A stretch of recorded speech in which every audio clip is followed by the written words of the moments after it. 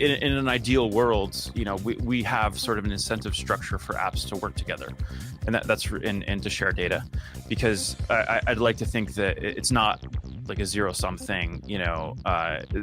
It's not just about extracting as much dollars from your, through advertising or whatever. Like, I think there's more to this. I think there's a different model to this, and that's where we ultimately want to be.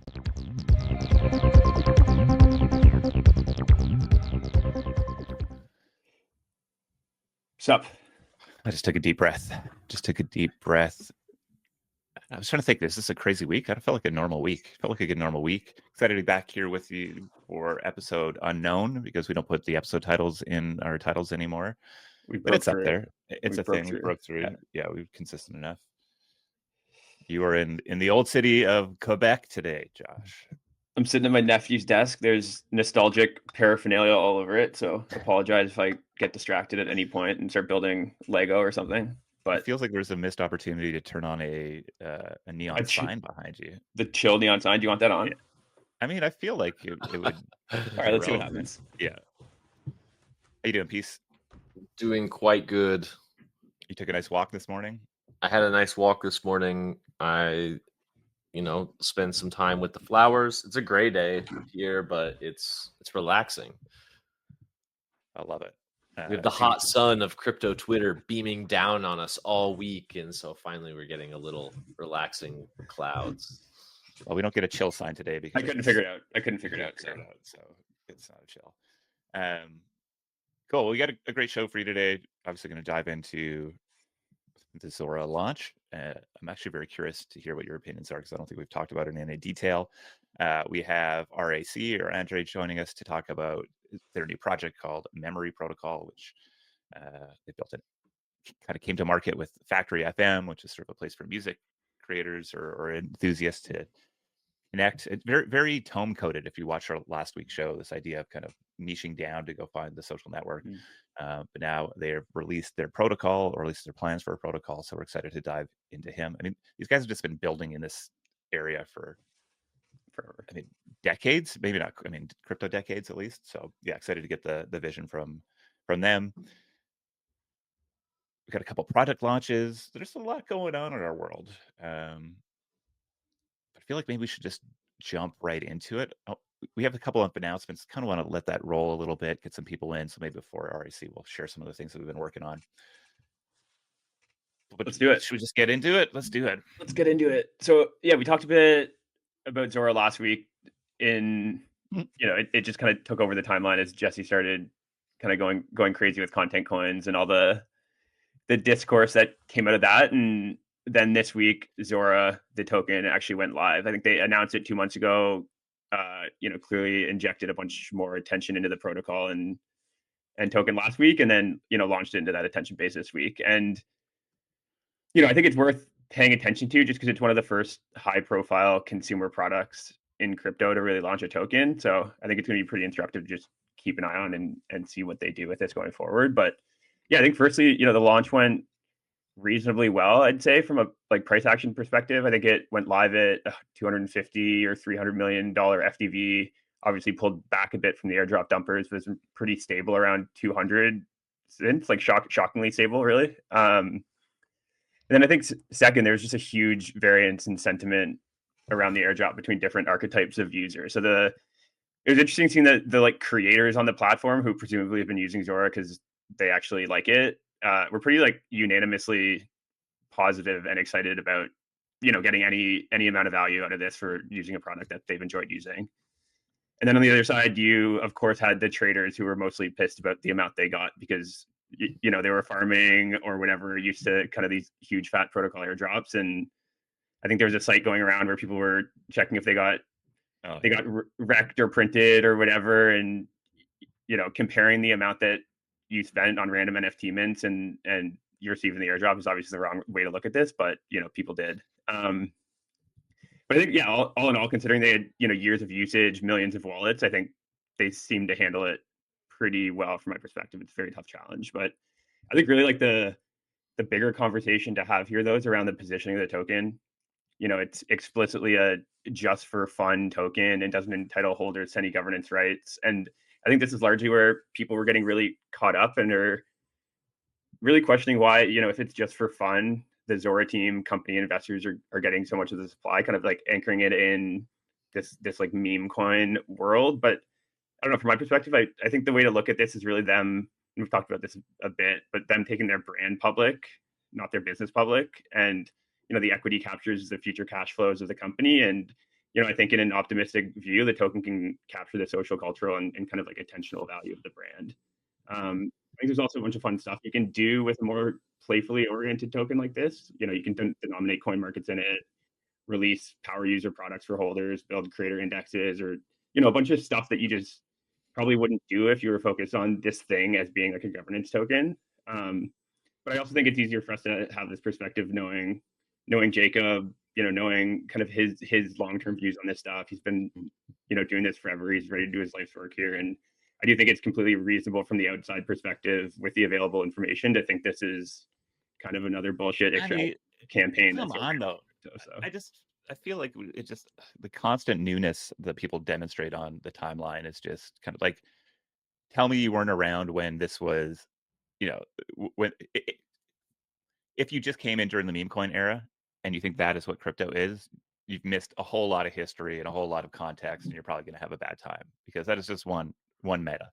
And this sort of dynamic where there's been hand wavy, there's no value, it's the exact same. I mean, people holding up governance as somehow meaningfully different than sort of a meme coin launch, I think is ridiculous, right? These things are all being done because of the regulatory environment or the perceived regulatory environment, and you need to kind of have a bunch of hand wavy stuff. And so I feel like that context is somehow absent from most people's brain, or at least a certain sort of brain out there on crypto Twitter.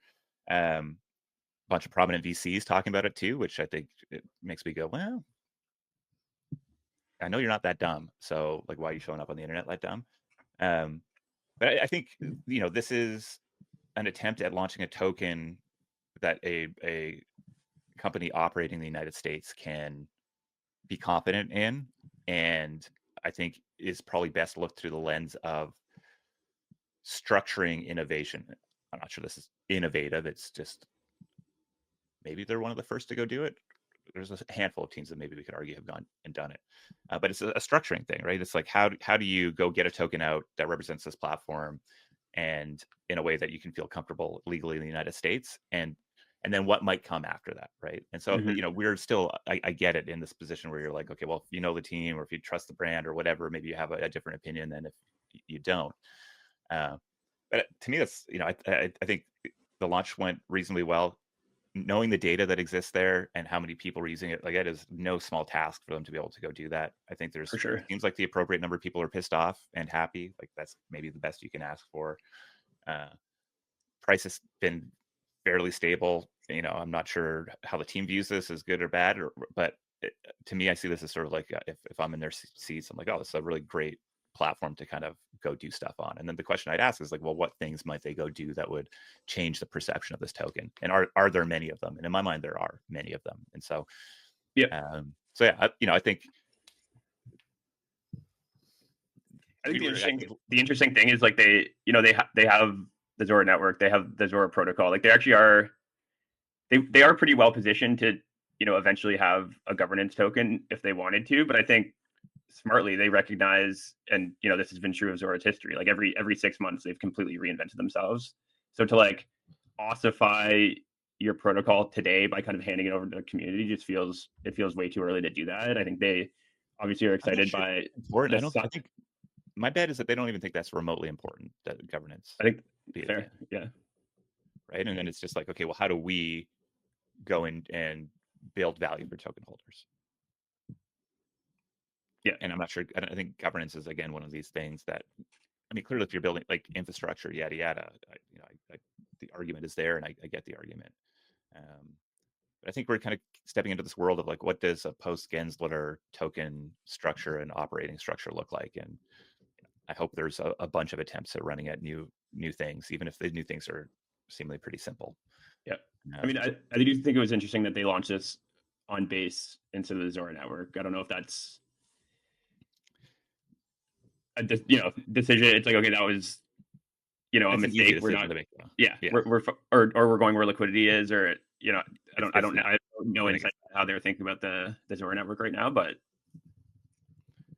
Yeah, I mean, I think there's a lot of fair criticisms of Zora out of there. Like, I think if you're a creator and you feel like the rug was pulled out onto you, or like the rules were changed, I think we could talk about the dangers of putting out a very aspirational message and how high the bar becomes and to be able to deliver on it.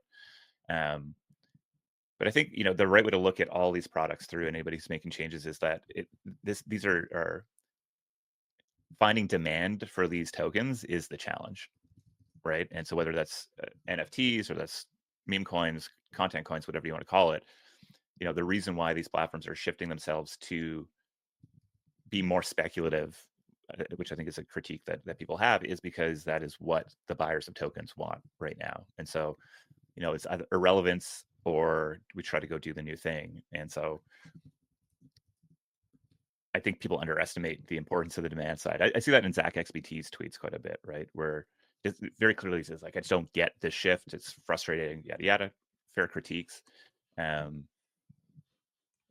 But the majority of people on these platforms struggle to get a bid on anything that, continues to exist today. And so I think ultimately, I think we'll see where the data lands here, right? I DM'd Jacob that. I'm like, yeah, so does it, how's the data look? He said it's best it's ever been. I mean, the charts look great. The usage continues holding up post airdrop. Obviously, it's been 2 days. We'll see, but I think the people that are just actively using Zora like they would Instagram or whatever, and just like posting pictures they take or content they write, like enjoy it, right? You get $5, $10, like whatever for posts. People are collecting it because they want to support you or they like what you wrote, or some percentage of them are maybe speculating on the attention it's going to get or your future success as a creator or something. But I don't know, I think the pieces are there for this to be interesting. Yeah, I think we continue to push up against this fundamental question of like, do we want a world with millions of tokens or do we want a world with a few tokens? And I think it's like actually an irrelevant discussion because obviously we're in a world of millions of tokens. And then I think it comes down to like, is there a social contract that is understood or has that been broken? And I think that's a lot of like the brand stuff that we'll have to work through for the next little while. And I think there's still a big open question of like, is Instagram the right way to package something like this, or is there a broader information market type of experience that emerges from here? I don't know. But yeah, I think they did a decent job. Still get hate. I think this is one of those ones where I almost put a bid in yesterday. I think I'll probably buy some more. I think like the market, just purely from my point of view, I'm like, oh, I feel like I have an insight on the market here. Like most people are seeing this in a certain way, and I believe it'll be something different. And I probably should put my money where my mouth is there. So I bought a bit. I've been having fun LPing meme coins recently.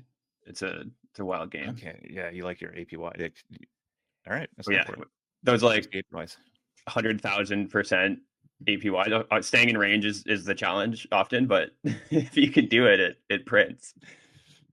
Awesome. So I guess we wait. Staying in range is the challenge. I feel like there's probably a product that we can talk about here soon that might be able to help us out with that. Man, I can't find my take. But it was really validating because Jacob liked it. But I really do think that my general belief on content coins is they really are just probably a feature, and that there's a ton of baggage from the skeuomorphic UX that looks exactly like the way that we speculate on everything. And I was saying that, maybe the ideal UX just looks exactly like stickers do on TikTok or some other stupid micropayment thing that apps have. But the back end actually allows for pro users to speculate at a much greater level, because that's the silly thing. There's some idea that people could get screwed over with these tokens, but they're like divisible by forever. So if you want to send a creator 2 cents, you can always send a creator 2 cents. That's what this unlocks.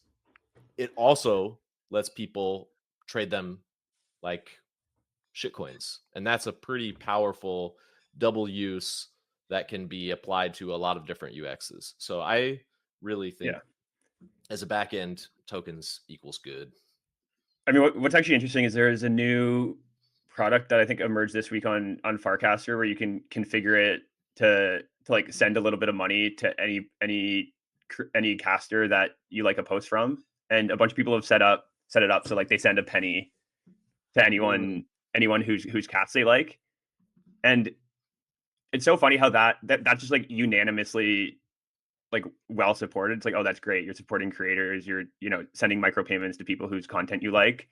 Whereas like if there's a token behind it, suddenly it gets very contentious, but ultimately like way more fun for the supporter, right? It's like, yeah, I'm giving you a penny, but also now I own a little bit of this, and let's see what happens. So I mean, so much of this debate is just around like what is a token and what is a good token, and people come in with their predisposed sort of point of view on that, and so much of this like we don't need content coins or just meme coins, or I mean, we just love to debate definitions in some way, and I think having a immutable definition of what a token is just going to be a bad time for you.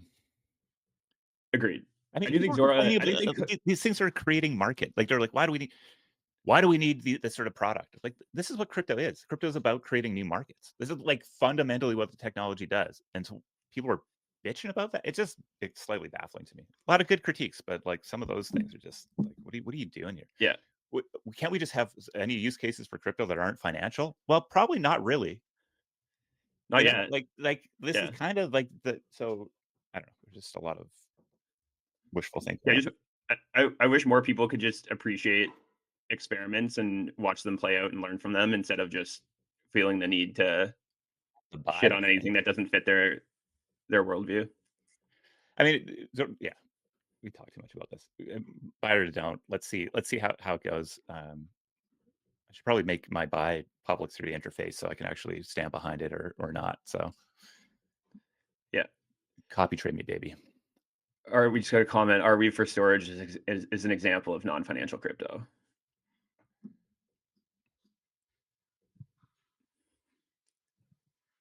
True. It's facilitating the transaction of. I mean, I guess okay. Yeah. No, there are cases, but clearly the financial wedges are the most disruptive that crypto creates, and I'm very optimistic that social use cases will emerge once more people are on chain and doing stuff on chain. But I think, well, where does I don't know. I think it's really tough to make an argument that like either the issuance or where tokens are issued, the transaction of tokens and or being early to tokens are the way that business models in crypto work. There's they're big groupings, so there's other things in there for sure. But nice. Yeah, let's jump to related, but going public on internet capital markets. So I think this tweet, Jess, I think you shared this with me actually, but I really like this. Yeah, but I didn't read it though. Gosh, I read it. It's okay. It's like it's nothing new, but I do think it's worth talking about because I have no sense whether this 3-year time frame is right, but it does just feel like one of the kind of easiest bets to make on a medium time frame, is the benefits are just so like obvious and significant on the investor side. Instant settlement, no fees, permissionless access, seamless access to like borrowing, lending, other DeFi primitives. If you get stocks on chain or whatever ownership of products on chain, and then on the company side, just the like lower regulatory overhead, the like fraction of the cost of going public. Like companies have to pay 20-25 like $1 million to go public today, and then just the ability to access a global investor base is obviously huge. So I think stable coins and tokenized treasuries are like the canary in the coal mine for like all financial assets to move on chain. And I do feel like there's a really interesting opportunity to be like the Circle for stocks, or like the on-chain NASDAQ or something. Solana, but specifically, it's like you're I don't know if you're holding stocks and issuing tokens on the backs of it or whatever, but just being the actual like facilitator of that, I think is probably a pretty big opportunity in the next 5 years. But also like it's funny because I'm reading through this and it's like, yeah, cool, like great, obviously benefits the accessibility and financial system broadly, but I still find it way less interesting than more experiments around what it means to, take a brand public and find new ways to capture and productively use social and Yeah. cultural value and build new consumer experiences around those assets. So it's like great, but it's not, it's not new. Yeah, I mean, I feel like this is the like there's this new category in crypto, which is like traditional financial market participants, and I think this era specifically is very well suited to those groups, right? We theoretically are having some Market Structure Act maybe comes through, the Stablecoin Act, these things that kind of create the legal pathways for big players to come in, and I think you've seen many of the big financial companies play around with stable coins, and I feel like like stocks on chain are like so clearly a big unlock, and I think that the barrier to that has been regulations. So yeah, I think that's interesting. I think there is such a premium to compelling crypto assets over and above whatever the fundamental value of them are. I mean, it's pretty much all premium, and so I think it is going to be interesting to see what type of markets and what social contexts and dynamics emerge that make XYZ reasonably growing SaaS company, but it's not going to be a gazillion dollar company compelling to go bid as a token. And I think what's interesting to me there is just like, what are the other types of things you can go build that unlock the value that having ownership or a stock on chain. And so I think there's probably like very iterative value that comes from that. But I agree. I think like I'm far more interested in social capital being represented as meme coins, even if I don't feel like that's the end goal or even the ideal goal, because it is actually pricing an asset or bringing a new asset into a marketplace that hasn't existed before. And I think, Clout Dummy, we'll see what that is. Yeah, I'm intrigued by how they're positioning it now, because initially it was very much it was like a social token launchpad, which I think we've talked about how much we hate social tokens, but they're now kind of positioning it as like new funding models for early stage founders, or like IPO your early stage project. So I'm pretty intrigued by what that mechanism is going to look like. They reference Vine, which I hope they're not just building a product that replicates Vine, but no, my sense is that you're probably going to IPO the builder or take public the builder rather than I don't know what that is, but yeah, I think that's interesting. But I guess like is there like a strong bid for subpar assets just because you tokenize them? Like, I feel like that would kind of be the wrong takeaway from what the crypto market dynamics are. And instead, really, the takeaway is like, if you can find a passionate group of early believers or believers in your thing, they'll go buy your token. And so there is, I guess I wonder, in my mind, like taking these assets public on, a tokenized in a tokenized way, still is going to require there to be like a very brand focused, emotionally connected, desire to purchase there. And so I'm not sure like XYZ payment app does that for you. And then it's just like, okay, we're just factoring revenues here or making a bet on fundamental value. And I think, again, that just it's far less fun for people. So I think it will exist. I'm just very curious how it exists. Totally. And I do think we underestimate just like how much latent global capital exists that is actually blocked out from whatever, like owning Tesla, or owning these American listed companies. So I think, I don't know, you could see like revenue multiple, if you get stocks on chain and suddenly it's open to everyone with an internet connection, you could imagine like revenue multiples or something exploding a little bit, but I don't know. Yeah, I mean, the vast majority of capital is seeking quality all the time. Oh, for sure. Yeah, it's not going to help. It's not going to help your dormant SaaS product that is no longer growing and whatever, can't raise money. Yeah, but I think new markets, more liquidity, variety of options. Yeah, I think there's a ton of value that I think can be unlocked from putting stocks on chain. I just think that thinking through the second or third order effects of what needs to exist there to be interesting. And I think like whether it's companies like Republic or AngelList or whatever, there's a whole lot of these folks that are well positioned to go do something like this. And so My hope is, I guess, we see a bunch of, like, if it's just Charles Schwab but on chain, and I get to have like less interesting assets. I don't think it does much, but there's some creativity to apply there. Yeah, for sure. All right, peace. Let's jump to Politiswap. So this is just if you haven't seen this yet, I think it was released like late last night. So it's an interesting new project released by Michael, who would love to see. He's been a builder that's just been kind of hacking on random stuff for a while, and this is the most interesting thing I've seen him build. So it's great to see that. But basically, like, the product tokenizes and creates markets around every elected official in the world, and it's based on the thesis that the power a politician has in today's world is ultimately downstream of the attention they have, which is just as price is downstream of attention. So by creating a market where anyone can kind of freely trade politicians is ultimately an information market on their political power in some way. So I think it's a interesting kind of fun idea, and also an example of like more vertically focused meme coin products I've kind of been calling for years. And like, really my thinking behind that is that having a captive audience focus on a specific category of meme coins can ultimately make for a way more compelling experience for people that primarily care about that category, like politics.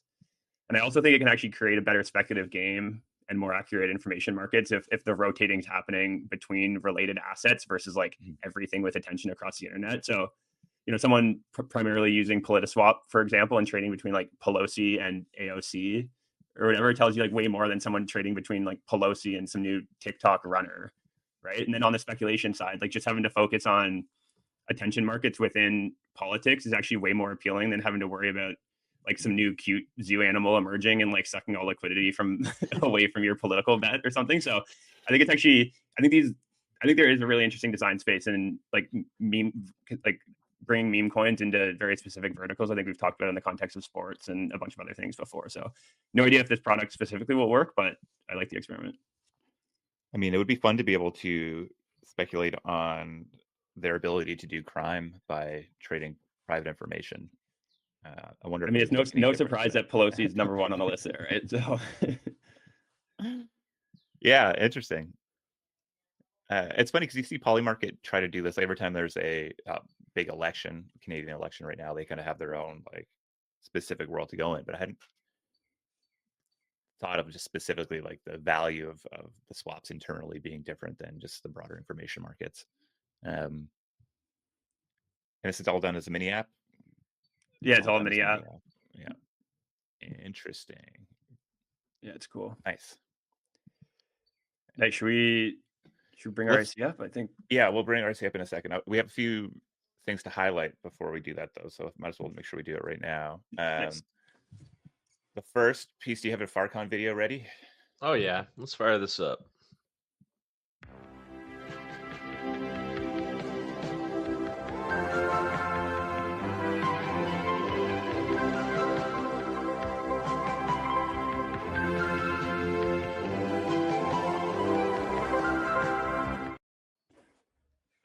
That's right. So, May 3rd, New York City, Farcon. We'll be there doing a Farcaster mini app spotlight. It's going to be a good time. We're throwing a hoedown. Come on down, folks. He's doing the ad reads is like the. Yeah, we should have been doing that this whole time. We should have done this all the entire time. Listen, we share this knowing that it's already oversubscribed from RSVPs and heavily by people as well. I guess our assumption is that people have been moving around quite a bit, but so put your name on that list. But show up early. We're up on limits. Yeah, show up early. Exactly. I don't know. Fresh news to you guys. I'm going to make the trip. I was not going to because I'm back in New York again later in the month, but I'm going to be there. We're going to have some fun. Would love to hear it. Yeah, me too, actually. And then the second thing I want to flag is Kamigotchi, which was, I think we had featured them 3 weeks ago at some point. So they're launching this week, I think, on Sunday/Monday. We have a really great, just scroll down on the Twitter account. You can see a conversation there about it. There's just our interest in this project beyond just a very cracked team is this really novel token launch mechanism, one that's so very aligned with the players of the game. And I think the idea of being a part of new ways of initiating markets is just really exciting to me personally. And so we're proud investors and excited to jump into the pre-sale. It's going to be happening this weekend. There's a bunch of hoops to jump through. So if you haven't logged on yet, probably a great time to go do it. That's maybe a little too out of what your norm is. I would just very much keep an eye on how this launch goes and how they show up, because I think it's exciting to me, at least. I think they are very aligned, I think, care about the community quite a bit. So if we've been complaining about low float, high FTV tokens, here's somebody trying to go and do something about it. So keep an eye there. And lastly, just a little tease. You might have seen, if you've been on Farcaster, a new app from C Club that our friend Nicholas has been, I don't know, built very quickly and got into market. It's called Farcaster Crowdfund. It's not officially out yet. I think we're still doing a whole bunch of things, but people have found it and are crowdfunding things on it, supporting their dog, $14 ticket to go to some tourist attraction, a big data project is coming out. And I don't know, man, the fact that people are just using this thing without us even talking about it. And almost, I see Nicholas be like, yo, we're not quite ready yet. And people still using it. It's pretty cool. So we'll probably announce it more fully next week and definitely share it again at the Farcon event that we're hosting. But keep an eye out for that. And I told Nicholas yesterday that he has one "I told you so," because I was like, I don't see this. I don't fully see it. I'm like, he hasn't used his "I told you so" yet, which means I think he still sees the upward trajectory here before he wants to use it. But I think he was able to use it without using it in this case. So it was like a free use. That's fair. Yes, that's fair. But yeah, keep an eye out for that. Awesome. All right, let's bring RAC up here to talk about our favorite topic, memories.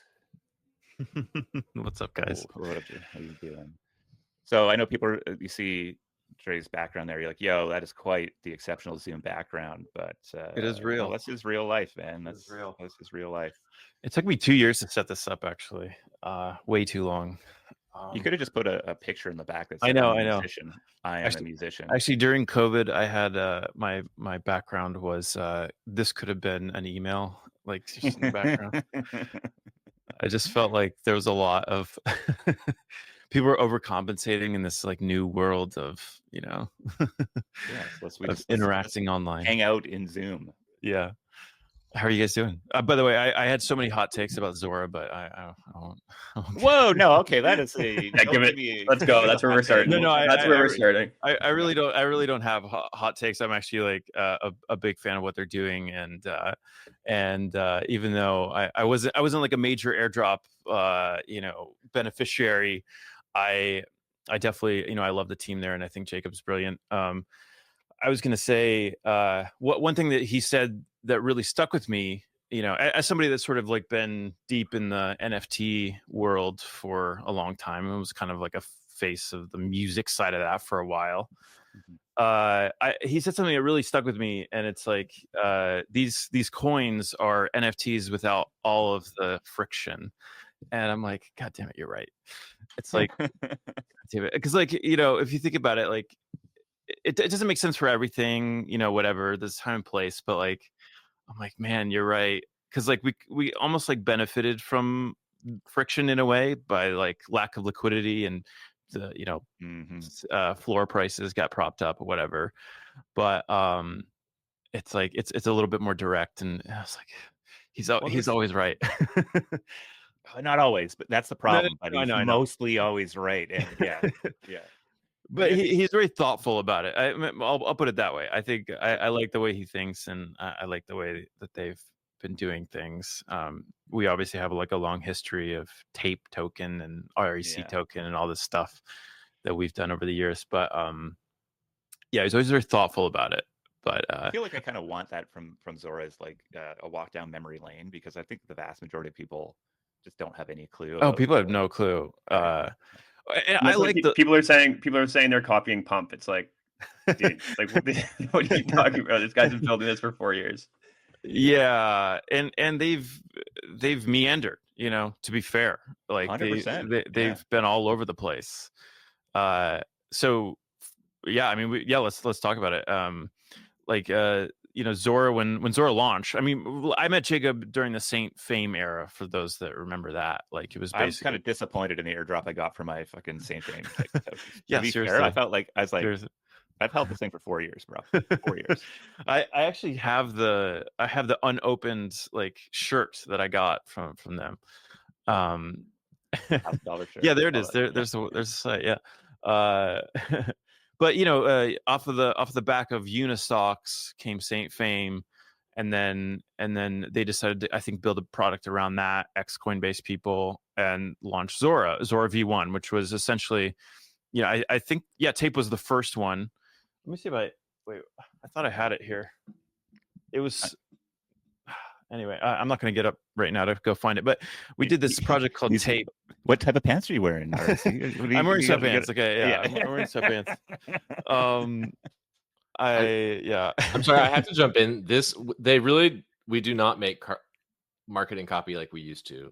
Buy and sell the Saint Fame Genesis shirt with cryptocurrency. Fucking bars, dude.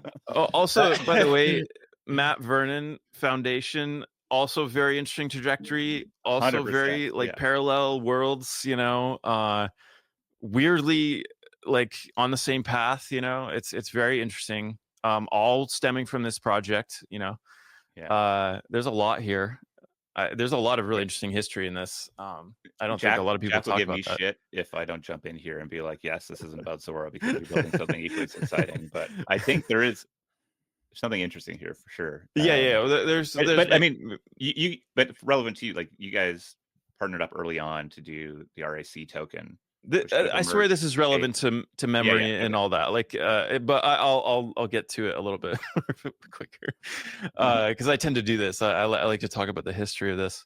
But so tape was basically I was releasing an album at the time, and we decided to put 100. We decided to make 100 cassettes and put them on chain, basically, and predated like NFT stuff or like the more prominent NFT stuff, and it was Zora's first Zora V1 was this, and the idea, and this is something that Jack, my co-founder, and I worked on together. We have a bit of history before that, but this was something that we worked on together, and crypto Twitter went crazy with it. I think at one point in time the one cassette was 13 grand, and there was it was for a brief moment in time, it was the most expensive cassette tape of all time. Beating I think we beat Linkin Park by I think the highest price was like $4 grand or something like that. So we beat them. I actually like to give Mike Shinoda some shit about that, but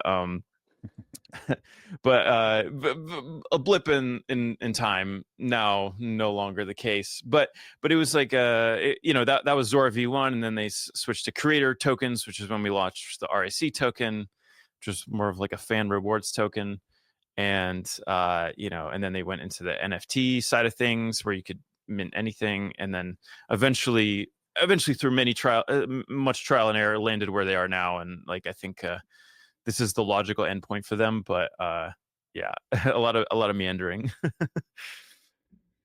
So that's good history to set up, because this is kind of a general segment that you and Jack have been interested in for the longest time and building in, and I think also learning some of the lessons earlier than others, and hopefully applying those lessons earlier than others. So what do you give us the pitch for Memory Protocol, and start wherever you want to start? Yeah, for sure. So very quickly, like Jack and I started working together in 2017 when he was at Ujo Music, which is part of Consensus. Again, a whole lot of history there.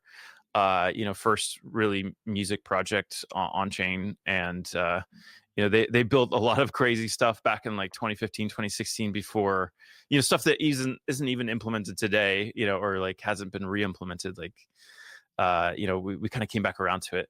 So we did the first they did the first like single, I think, was Imogen Heap, and then we did the first album in 2017.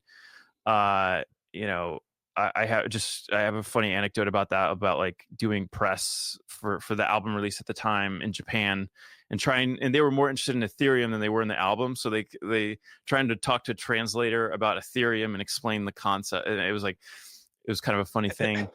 uh, fast forward to 2020 when we did the tape token, and then Jack was also deeply involved in the RAC token, and then through a lot of the NFT stuff with Six, that agency that started.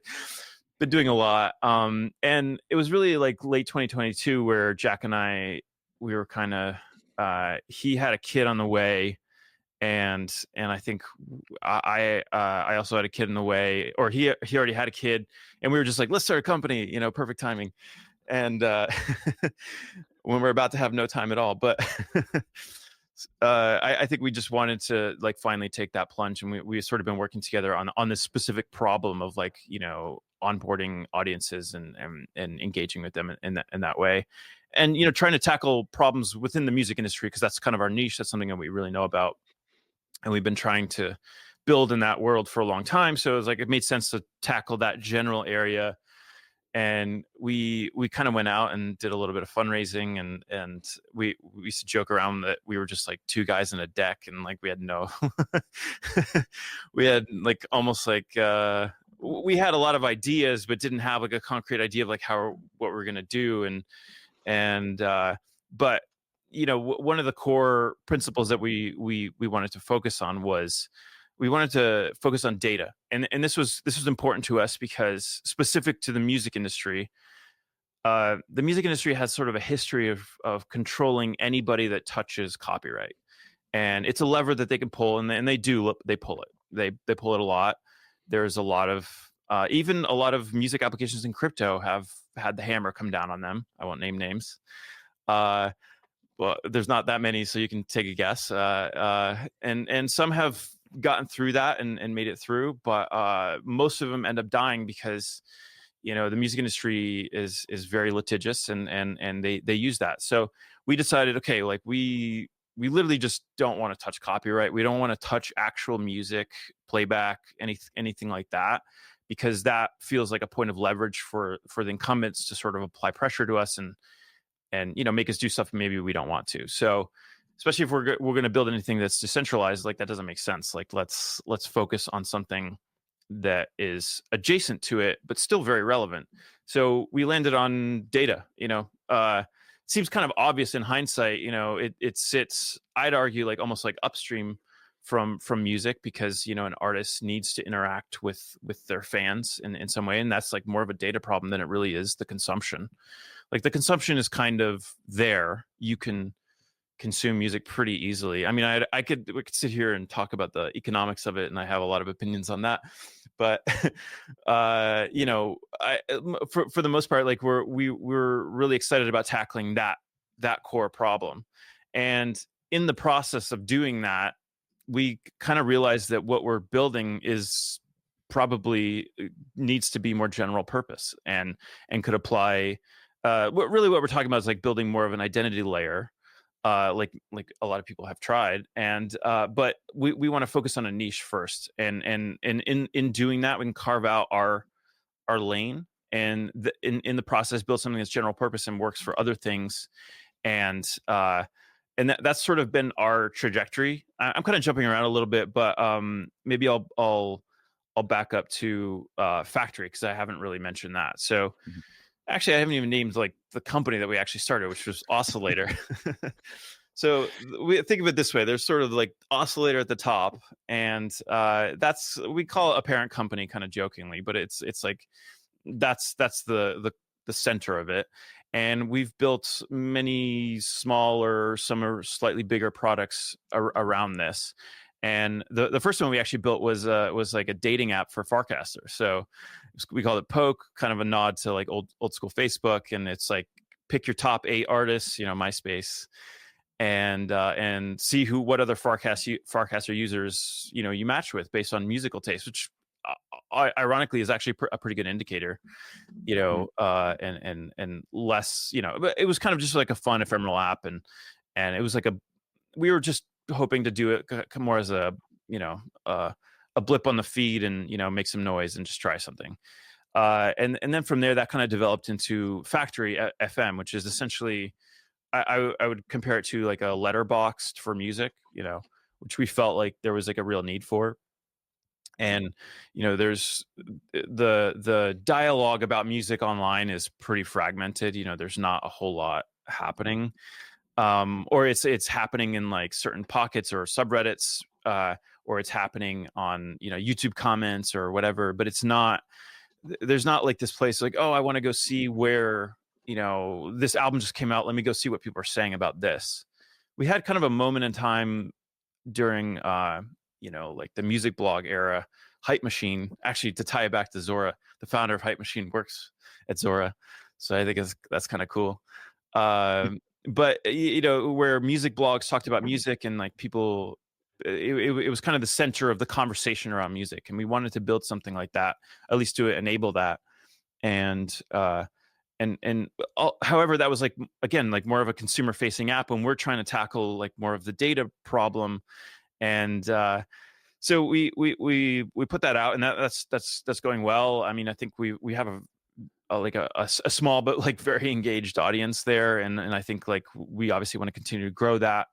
However, again, we realize that that's great that it sits there, but we want to build this sort of underlying infrastructure for that and for other apps to sort of communicate, and that's kind of where we landed with Memory. So Memory is tied into really all the things that we're doing. It's sort of been this underlying thing that we've really only talked about now, but we've been building since day one, which is this sort of, data sharing protocol essentially. And So, oh yeah. Let's pause there, because I think Yeah. like you've built a lot of things to, I think you started taking this, like, not only do we need to build infra, but we need to build some examples of how this infra really unlocks new potentials. And I think that's what Factor out FM kind of is. But I'm curious, like, if we sort of chunk it up a little bit here, like what is the magic that you're trying to bring? Like what is going to be possible with Memory that really hasn't been to date? And So I really want to think for general users or for builders, to really land the yeah, I opportunity. mean, I would say this is we would love to be almost I'd say like invisible to a user per se, but like I think on the developer side there's a lot of benefits, and so the core benefit of like what we're building right now is essentially, every time you sign on to a new app or whatever, you're starting from zero. I mean, you have to add your profile, you add your bio, you add your links, whatever, all this stuff.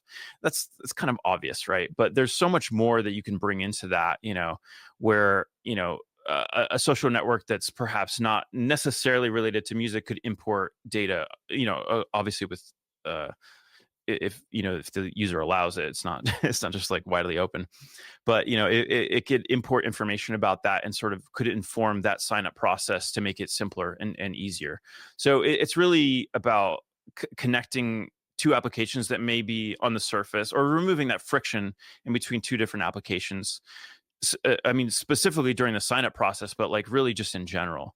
For example, like we're going to release an application to sync your Farcaster follows to your Twitter followers. Like and we can kind of connect the dots in between, like who's giving us that information and whatnot. And some of the magic underneath it is that you're really trying to use incentives to create a dynamic where sharing that information is like truly mutually beneficial to all that participate in it, right? We're trying to, you were talking about creating markets. We're creating a market around this, because I think that's how we all win.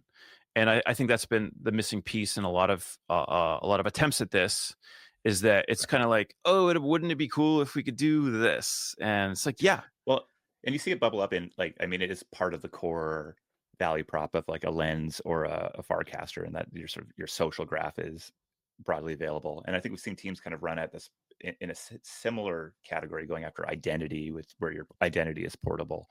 But I think what you guys are doing is, like, can you create the incentive such that it is truly more valuable for everybody to play nice together than it is for anybody to truly lock that stuff out? And I think that's like that's what markets do, right? They coordinate, and like I know that's like such an overused word in this context, but overused and underdelivered on words. But I think there's a lot to that, and like I'm not saying we have everything figured out and like this is like ready to go, but we have to start somewhere, and this is where we're starting, and I think the identity layer is obviously a huge part of that, but in an ideal world, we have sort of an incentive structure for apps to work together, and and to share data, because I'd like to think that it's not like a zero sum thing. It's not just about extracting as much dollars from your, through advertising or whatever. Like, I think there's more to this. I think there's a different model to this, and that's where we ultimately want to be. And Can you talk more about how those markets work? So I mean, like we don't have, we have a lot of ideas on how this will work, but our approach to all of this has really just been, let's build iteratively and kind of develop it over time. So as of right now, the data sharing that exists is broadly like public data. We're adding user consent for like Factory FM, because like obviously you have control over that platform, and onboarding new other applications to it to share data. But but even in the public world, there's a whole lot of friction there. Like, it's like even on-chain data, like it's accessible, but that doesn't necessarily mean that people are using it. You know what I mean? So we've seen, like, let's say in the DeFi world, there's the Zerions, they pull in all kinds of different data, but like, that's kind of a manual process. There's not a clear, well, they have a kind of an incentive for it, but it's not a market incentive, a general incentive to build together that way. So, so it'll be like token incentives. Apps have to buy tokens or something to access this data, because I think at steady state, a product like this is just so interesting. But obviously, the very hard part is bootstrapping the network, because devs don't want to build there till users are there, and it's not useful for users until they have a bunch of apps that they want to use interoperability for. So exactly, like, it's like, how do you start this? Like, that's been our problem from day one. It's like, how do you, I think we all agree this is a great idea and like should exist in the world, but it's like, how do you get that going, basically. And what our approach has been basically like, let's just prove the use case on a small scale, on a niche audience and a niche industry, music. Let's prove that it works, because it's also kind of low-hanging fruit for us in a way, because I think that, like, in music is kind of like too small to be like investable a lot of the times, and there's not enough money sloshing around there that a lot of people kind of gloss over it. So I think that's kind of an opportunity from our end to try to work in that field. But it's a great proving ground for this concept, because if we're successful there, like a lot of other things, I think will fall into place, and we'll learn a lot during that process. I think like that's a big part of it. I think every single, I mean, you have it up on the screen, but like every single iteration of this has been such a great learning experience for us about like, just on the engineering side, how to make this more efficient. And, that's kind of been our like iterative approach to sort of ultimately land on like, especially bringing in more people, bringing more applications. They'll obviously have needs that we perhaps don't understand, and we want to learn. We basically want to build this together, and I think we're just trying to be like upfront about that, and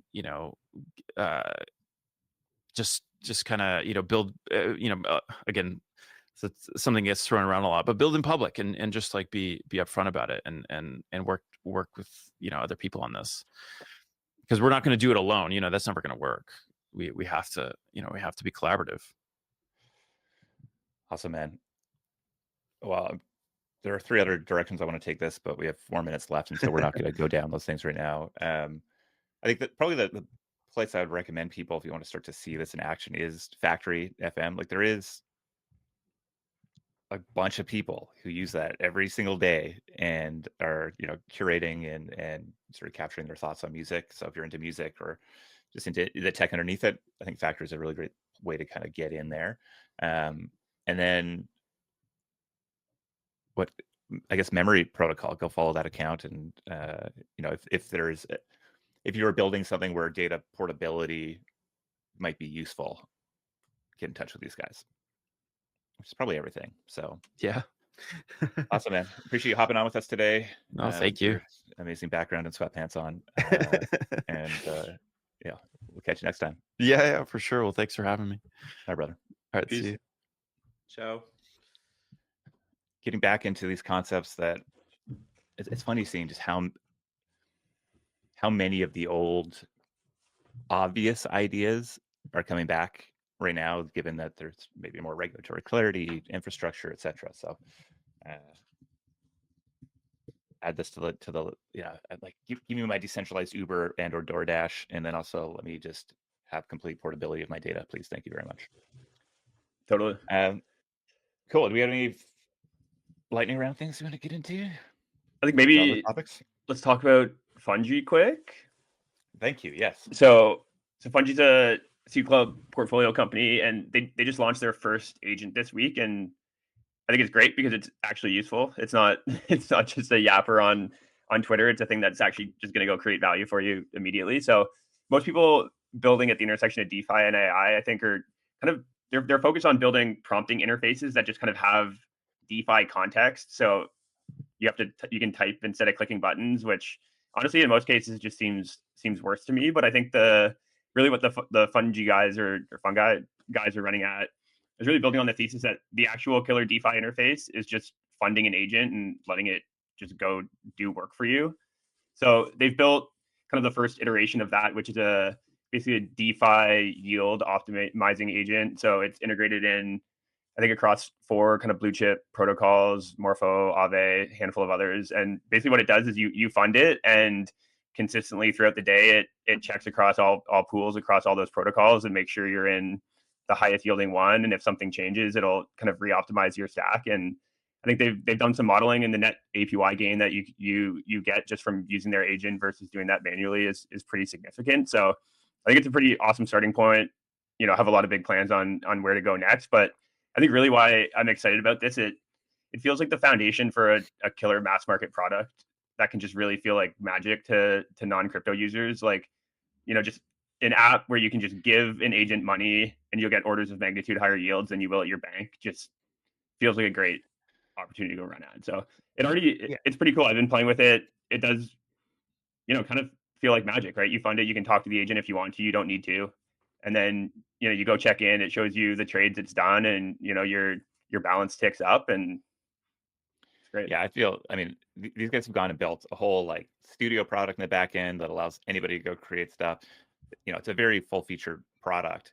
And also, I think are very right in realizing that people just want magic, and that owning the customer, especially in a liquidity sense, is actually a very valuable place to be. And so can you use some of the novelty of AI, truly deliver magic, which is just give me more money, and then I put it in, and steward that trust over time. And I think there's a big opportunity here. So yeah, I think this is what agents are going to be like in my mind, right? It's going to be a very simple thing that delivers on magic that I then can go extend the value to.